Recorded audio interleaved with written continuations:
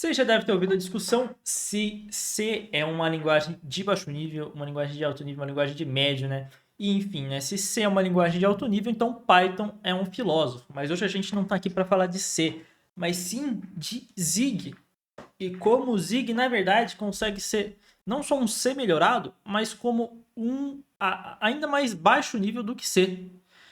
E como que isso permite que, por exemplo, eu consiga fazer a inicialização do meu Arduino em Zig totalmente em Zig, sem depender de assembly diretamente, né? Eu ainda escrevo assembly, mas não dependo diretamente de assembly, de código em assembly, como eu dependo em C.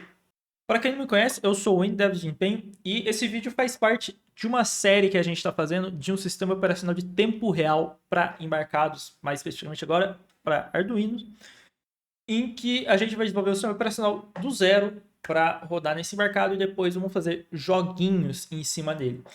E esse vídeo eu quero mostrar um pouco como que funciona a inicialização de um sistema operacional e mais especificamente isso para o Zig, né, e para a base que a gente está utilizando. E para começar, eu vou pegar esse repositório aqui que eu estou usando como base para isso, que é o AVR Arduino Zig. O link vai estar na descrição. E o arquivo específico que eu quero meio que interpretar aqui com vocês e mostrar as capacidades que o Zig dá para gente é esse start. E o que o start é? O start é basicamente assim o ponto de entrada o entry point do seu assembly, onde o assembly vai começar a executar o código. E o objetivo desse código aqui, né, é basicamente deixar o dispositivo pronto, os endereços de memória todos prontos para a gente conseguir fazer a chamada para main e a main executar o que ela precisa. Então, o que o start faz é tudo que está antes da main vai estar aqui no start. E isso é verdade assim para qualquer embarcado que você for trabalhar. Você pode escrever ali sua main na IDE, mas por trás dos panos tem bastante coisa acontecendo para deixar pronto para rodar ali a sua main e você não ter que se preocupar com tudo isso. Mas aqui, como a gente é de baixo nível, a gente curte coisa, né, de baixo nível, a gente vai tentar entender aqui o que está acontecendo. A primeira coisa que é extremamente importante quando a gente está falando de embarcados, né? Eu falei inicialização do sistema operacional, mas aqui é especificamente de embarcados, são interrupções. O que são interrupções? São sinais que são levantados ali pelo teu dispositivo. Por exemplo, quando, sei lá, você clica um botão ou bate algum timer, dá um erro de memória, aconteceu alguma coisa no sistema, ele levanta uma interrupção. Essa interrupção, ela tem que ser tratada de alguma maneira, né? Interrupção não quer dizer coisa ruim, necessariamente, só para deixar claro, você sai do seu fluxo de execução, simplesmente. Você usa isso para inúmeras coisas. E isso em embarcados é extremamente importante, tá? Extremamente importante. A gente trabalha demais com interrupções se tratando de embarcados. E o começo desse código aqui, ele é simplesmente setando as interrupções. Setando o que vai acontecer em cada interrupção, não é mesmo?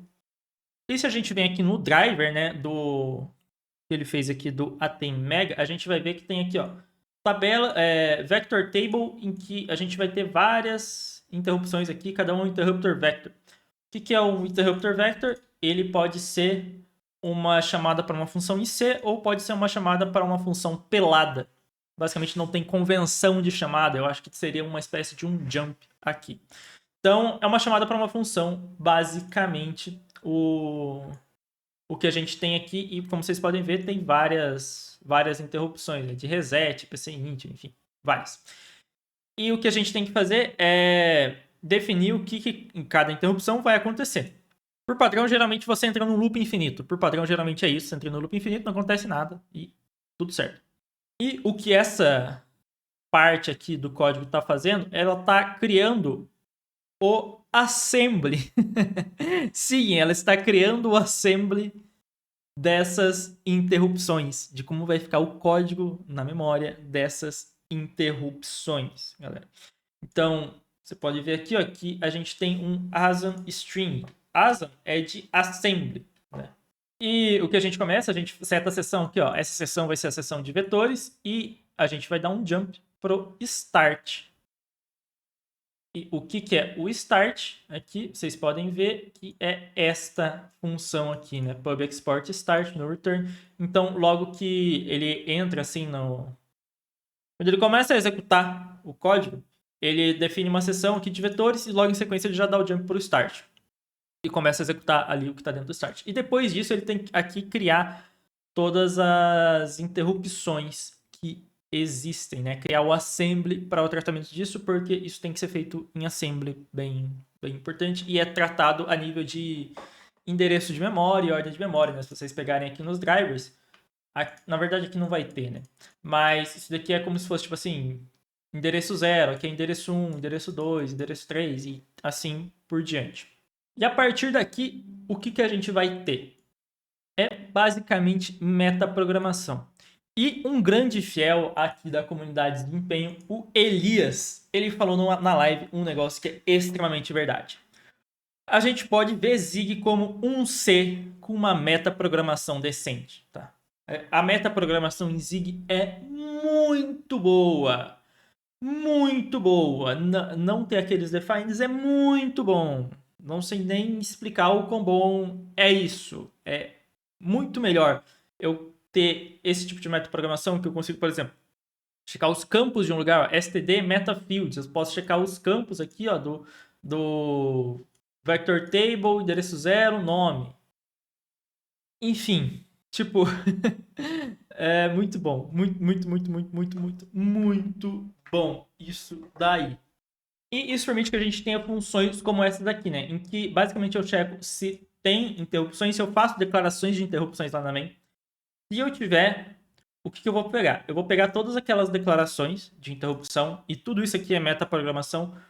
Lembrando que metaprogramação é você escrever um programa que gera um programa, você fazer uma modificação no próprio programa, né? Exemplos clássicos são templates de C++.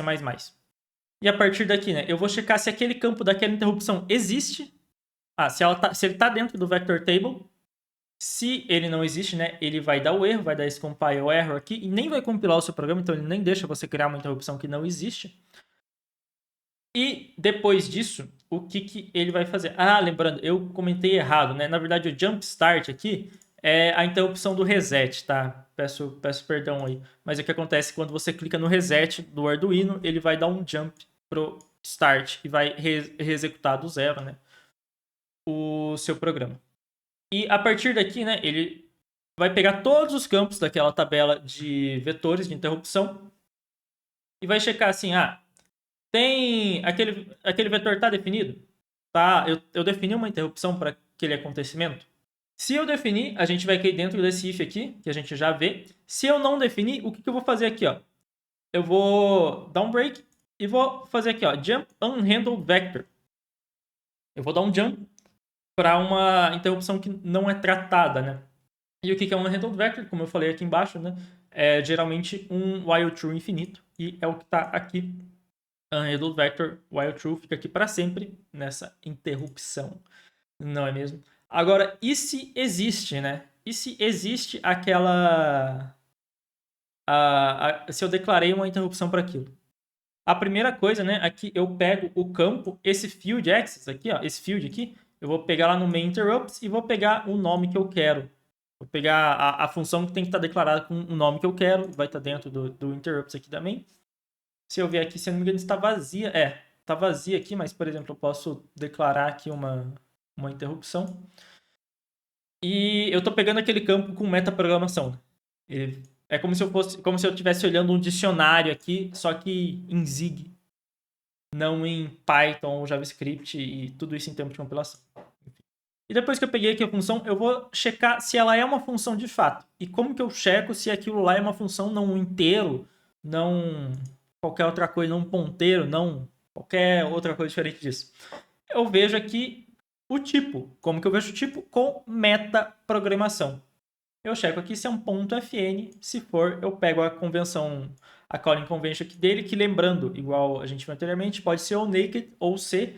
Naked eu chuto que é só um jump, e eu acho que C também vai ser só um jump, porque não tem argumento, né? Aí tá, garantimos que é uma função. A partir disso, a gente vai ver aqui, ó, função exportada. Se for unspecified a calling convention, ou seja, eu não sei que tipo de chamada que eu estou fazendo para minha função, eu vou criar um wrapper aqui e vou fazer uma função em C. Ah, interessante. Pô, muito legal isso. Eu crio uma struct, uma função, e daí eu retorno a função dentro dessa struct. O porquê que precisa disso? Eu não sei. Eu, sinceramente, não sei. E aqui eu faço uma chamada. Como que eu faço a chamada? Em tempo de compilação novamente. Essas coisas aqui, ó, por exemplo, o render aqui. O render, se eu não me engano, é uma string ou é um campo? Agora eu não sei, mas é tudo isso daqui é em tempo de compilação, tudo com metaprogramação que a gente consegue fazer. E aqui, né, eu coloco as opções da minha chamada que eu vou querer. Ó, o nome da minha função vai ser tal. O linked vai ser strong. Também não sei o que significa. E eu pego e exporto essa função. E o que é essa função? É uma chamada que eu criei. É uma chamada que eu criei em tempo de compilação. É uma função criada por meio de metaprogramação. Essa função eu peguei lá, o que estava anteriormente, e criei uma nova função que agora eu vou exportar essa para ser de fato, né, o tratamento da minha interrupção. E, assim, galera, eu não consigo pensar em nenhuma outra linguagem que eu consiga fazer isso com ferramentas da própria linguagem, tá? Tipo, C, como que você faz isso em C? Desculpa, você não faz, tá? Você não faz. Rust, eu não faço a mínima ideia como eu faria isso, mas eu imagino que tenha mais ferramentas, principalmente com os macros de Rust, mas mesmo assim ainda não é ferramentas da própria linguagem, né? Isso daqui eu tô em Zig ainda, eu consigo fazer todos os fors, todos o while, tudo que eu preciso, ó, eu consigo chegar tipo aqui, tudo isso daqui dentro de Zig. Nossa, isso é muito bom. Eu acho que assim, eu fico repetindo que isso é muito bom, mas sinceramente só quem trabalha, que faz com essas coisas, acho que consegue ver o benefício disso daí, porque é difícil de explicar, sinceramente, é difícil de explicar o quão é chato fazer metaprogramação em, em outras linguagens, né? E, enfim, eu exporto essa função e daí qual que vai ser agora a instrução que eu vou colocar, né, lá no meu vetor de interrupções? Vai ser aqui, ó, jump pro field name. Field name aqui vai ser o nome da interrupção, que o nome da função, na verdade, que eu criei aqui, que vai estar exportada aqui por meio do export, né? Se pegar esse field name, é o mesmo que eu criei aqui nos options meu.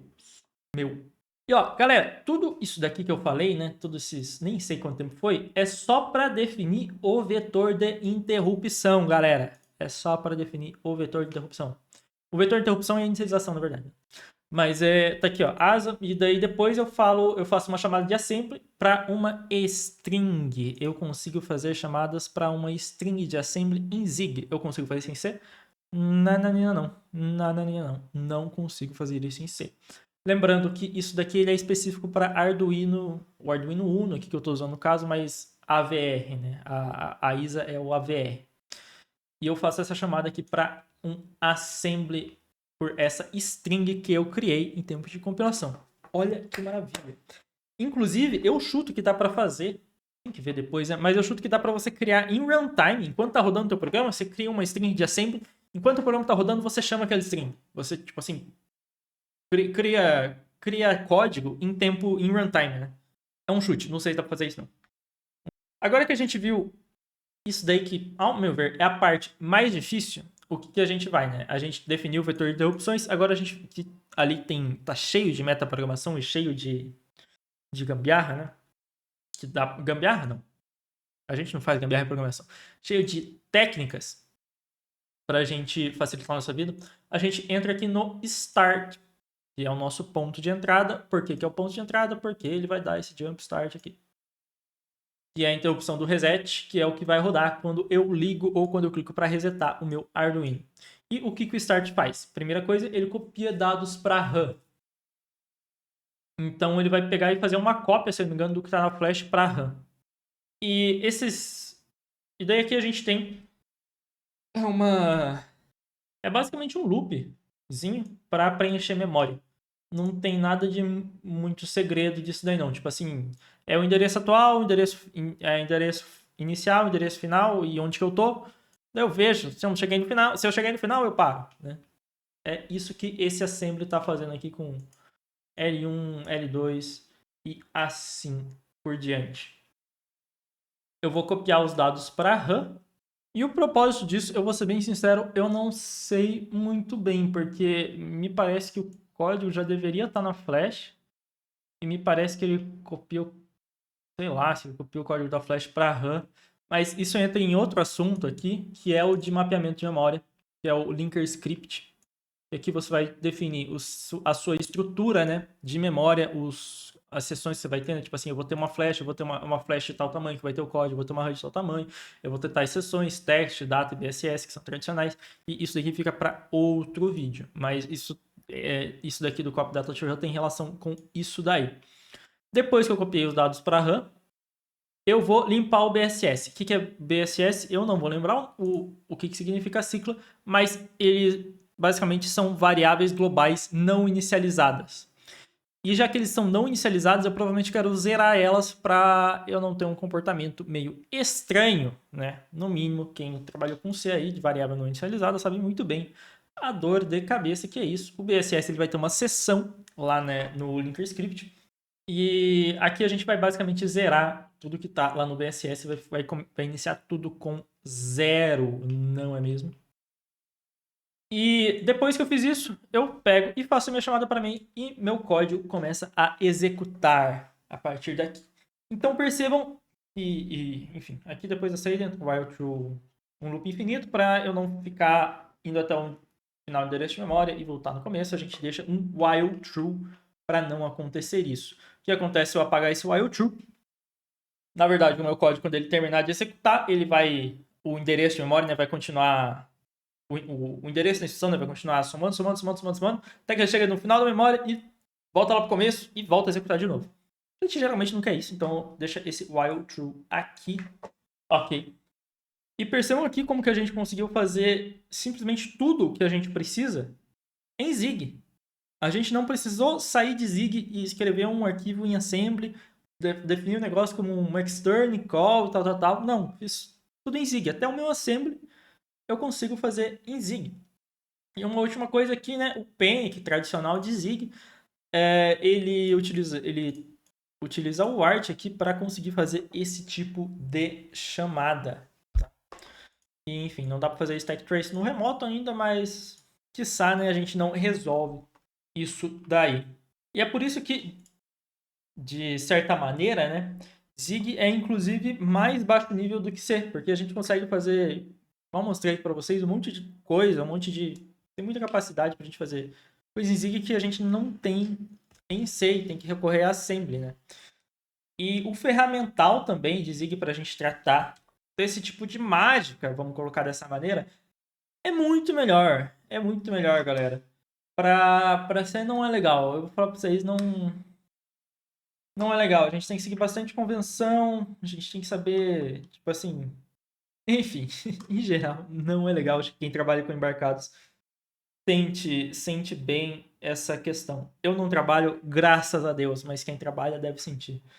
Porque é muito chato os problemas que eu já tive com embarcados, até mesmo na matéria que eu fiz para resolver foram um pé no saco.